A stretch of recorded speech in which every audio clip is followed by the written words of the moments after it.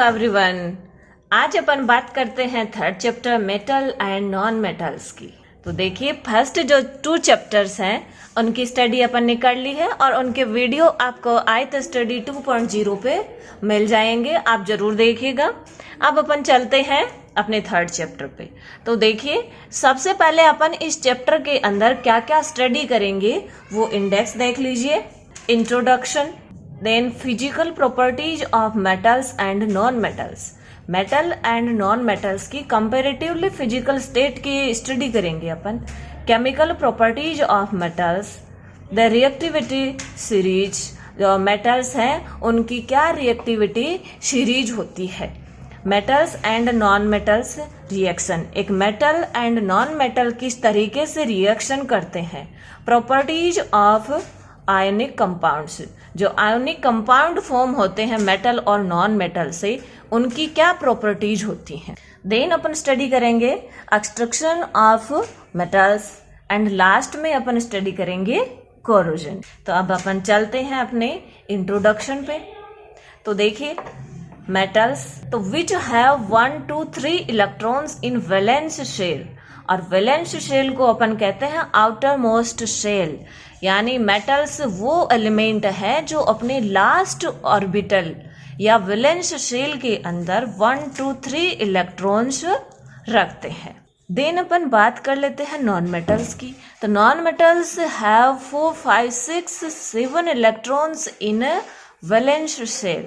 यानी जो non metals हैं वो अपने वैलेंस शेल के अंदर 4 5 6 7 इलेक्ट्रॉन्स रखते हैं।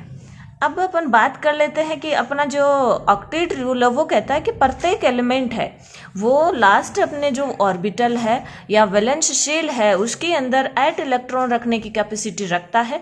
तो वो जो 8 इलेक्ट्रॉन जो रख रहे हैं एलिमेंट, उनको अपन क्या कहेंगे, तो वो आते हैं अपनी नोबल गैसेज के अंदर, नोबल गैसेज। और ये अपने आउटर जो ऑर्बिटल होता है उसके अंदर 8 इलेक्ट्रॉन्स रखते हैं, या क्या करते हैं, अपना ऑक्टेट कंप्लीट रखते हैं, अपना ऑक्टेट कंप्लीट रखते हैं। जैसे अपन बात कर लेते हैं, अपनी फर्स्ट नोबल गैस आती है हीलियम, नियोन एंड फिर आती है आर्गन। तो देखिए, जो हीलियम होता है उसका इलेक्ट्रॉनिक कॉन्फ़िगरेशन 2 होता है। इसके अंदर 2 इलेक्ट्रॉन्स होते हैं और वो 2 इलेक्ट्रॉन उसके वैलेंस सेल मान लो या जो इसका फर्स्ट सेल है उसके अंदर प्रेजेंट होते हैं, और फर्स्ट सेल के अंदर मैक्सिमम 2 इलेक्ट्रॉन से अपन फिल कर सकते हैं। देन बात आ जाती है नियोन की। तो नियोन के अंदर 10 इलेक्ट्रॉन होते हैं, वो 2 और 8 के फॉर्म में प्रेजेंट होते हैं। एंड आर्गन, आर्गन के अंदर 18 इलेक्ट्रॉन्स होते हैं, तो वो इस तरह से होते हैं 2 8 8। यानी इनका क्या है, लास्ट जो वैलेंस सेल है उनके अंदर 8 इलेक्ट्रॉन प्रेजेंट है। और ये 8 इलेक्ट्रॉन प्रेजेंट हैं तो ये ना तो इलेक्ट्रॉन एक्सेप्ट करेंगे और ना इलेक्ट्रॉन डोनेट करेंगे, इसलिए बॉन्ड फॉर्मेशन में भी पार्टिसिपेट नहीं करेंगे। इसलिए इनको अपन क्या कहते हैं, इनर्ट गैसेज कहते हैं। तो अब अपन आते हैं अपने वापस मेटल एंड नॉन मेटल पे। तो देखिए, मेटल्स वो होती हैं जो अपने वैलेंस सेल के अंदर 1 2 और 3 इलेक्ट्रॉन्स रखती हैं। फिर मेटल की क्या नेचर होती है कि ये जो लास्ट जो सेल के इलेक्ट्रॉन्स हैं उनको डोनेट करके +1 2 3 वैलेंसी शो करती हैं। और इसका वीडियो अपन ने देख लिया है, आपको आयत स्टडी 2.0 पे वो वीडियो इनके इलेक्ट्रॉनिक कॉन्फ़िगरेशन वैलेंसी का मिल जाएगा। देन अपन बात कर लेते हैं कुछ एग्जाम्पल्स की। जैसे सोडियम है, तो सोडियम का अपना एटॉमिक नंबर 11 होता है और 11 इनके अंदर इलेक्ट्रॉन होते हैं, तो 2 at 1 के फॉर्म में प्रेजेंट होते हैं। मैग्नीशियम के अंदर 2 at 2 के फॉर्म में, एल्यूमिनियम 2 at 3, एंड जो पोटेशियम है उसके अंदर अपना इलेक्ट्रॉनिक कॉन्फ़िगरेशन होता है 2 at 1, और कैल्शियम के अंदर 2 at 2। तो ये जो आउटर इलेक्ट्रॉन्स हैं इसके अंदर 1, ये 2, ये 3, ये 1 और ये 2, ये जो इलेक्ट्रॉन्स हैं इनको ये क्या कर देंगे, डोनेट कर देंगे, और फिर क्या शो कर देंगे, वैलेंसी शो कर देंगे।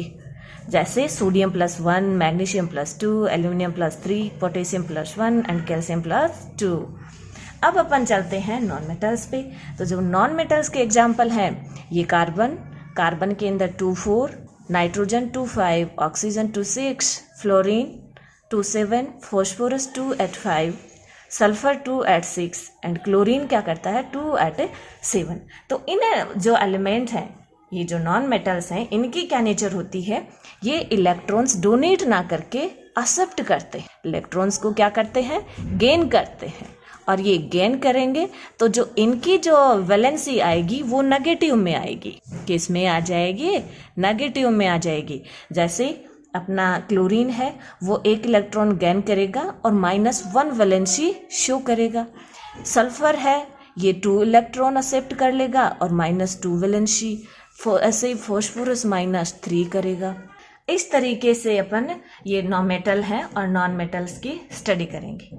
अब अपन चलते हैं इनके फिजिकल प्रॉपर्टीज के ऊपर।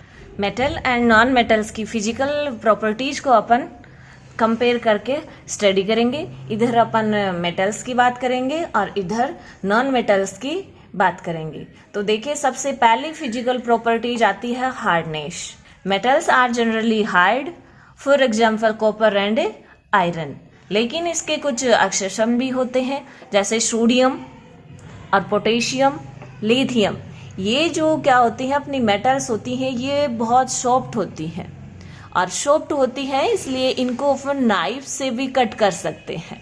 तो जनरली मेटल्स जो होती हैं वो अपनी हार्ड होती हैं, लेकिन कुछ मेटल्स क्या होती हैं, सॉफ्ट भी होती हैं। और उनके एग्जाम्पल हैं सोडियम, पोटेशियम एंड लिथियम। इनको अपन नाइफ से भी कट कर सकते हैं। जबकि अपनी नॉन मेटल्स क्या होती हैं, generally non metals are in soft nature, यानी अपनी नॉन मेटल्स हैं वो सॉफ्ट होती हैं। लेकिन इसके भी अपन को एक्सेप्शन मिलते हैं, जैसे डायमंड है।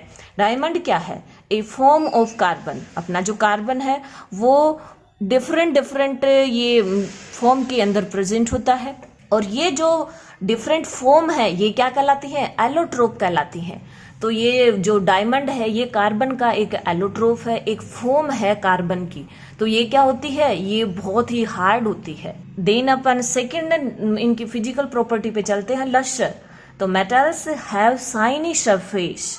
लस्टर क्या होता है कि ये जो इनकी शाइनिंग होती है। तो metals have shiny surface, for example gold and silver. इनका एग्जाम्पल तो आप देखते ही हैं, जैसे ऑर्नामेंट्स के अंदर अपन जनरली गोल्ड एंड सिल्वर को यूज करते हैं और वो उनकी कितनी शाइनी सरफेस होती है। बट अपनी जो नॉन मेटल्स हैं वो शाइनी सरफेस नहीं रखती हैं। लेकिन इसके भी अपने क्या है, कुछ एक्सेप्शन है, जैसे आयोडीन है एंड डायमंड है। तो डायमंड क्या है, डायमंड तो शाइनी सरफेस रखता है और आयोडीन भी क्या रखता है, अपनी शाइनी सरफेस रखता है। बाकी जनरली नॉन मेटल्स क्या रखते हैं, शाइनी सरफेस नहीं रखते हैं। देन अपनी थर्ड फिजिकल प्रॉपर्टी आती है स्टेट की। तो देखो, स्टेट में अपन बात करते हैं मेटल्स के अंदर, तो generally metals are exist in solid state. जो मेटल्स होती हैं वो जनरली अपने सॉलिड स्टेट के अंदर ही प्रेजेंट होती हैं। लेकिन एक जो मेटल है वो अपने लिक्विड फॉर्म में प्रेजेंट होती है और वो है मरकरी। तो मरकरी है वन ऐसी मेटल है जो लिक्विड फॉर्म में प्रेजेंट होती है। और ये किसके अंदर प्रेजेंट होती है, थर्मोमीटर के अंदर प्रेजेंट होती है।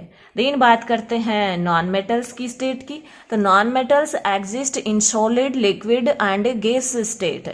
अपनी जो नॉन मेटल्स हैं वो सॉलिड, लिक्विड एंड गैस तीनों स्टेट के अंदर प्रेजेंट होती हैं। बात करते हैं सॉलिड स्टेट की। तो सॉलिड स्टेट के अंदर अपने कार्बन, फॉस्फोरस, सल्फर। देन बात करेंगे लिक्विड स्टेट की।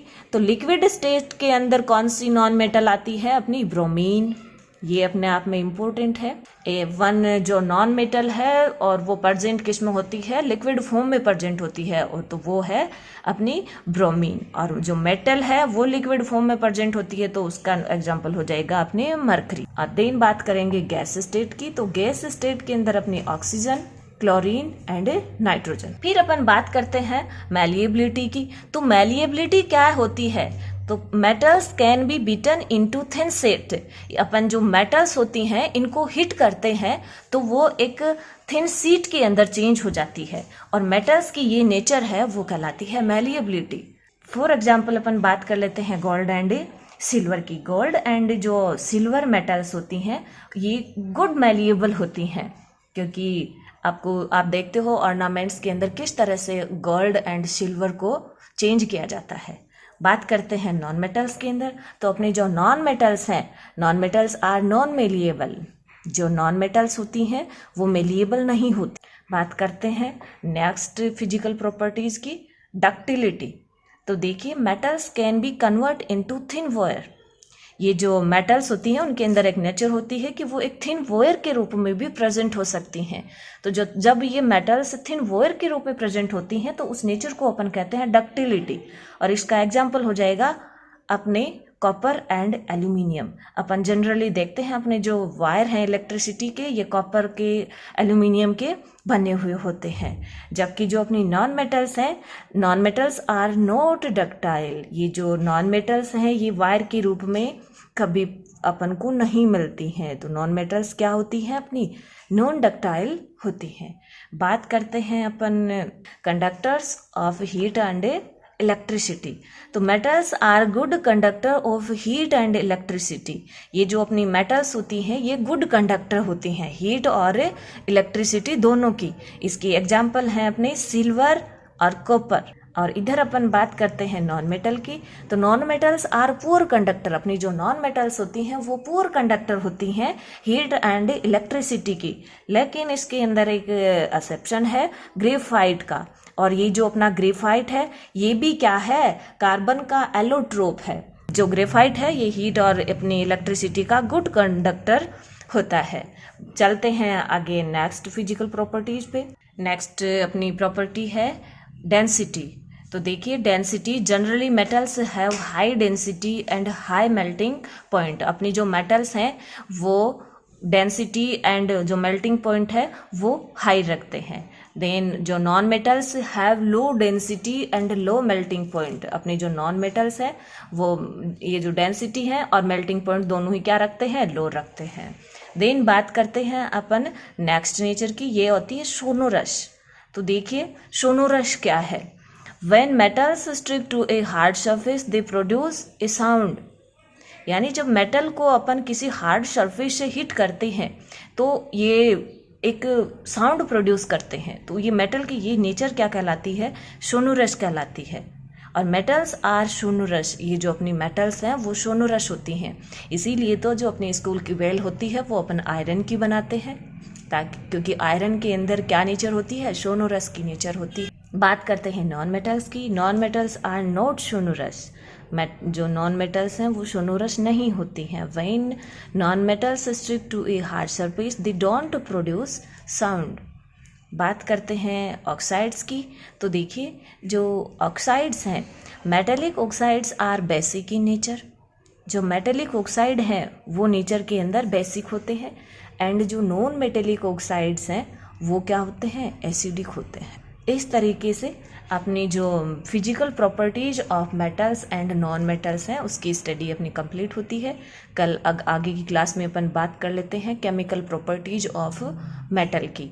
अगर आपने चैनल को सब्सक्राइब नहीं किया है तो ज़रूर कीजिए ताकि आपको लेटेस्ट वीडियो का नोटिफिकेशन मिल सके। थैंक्स।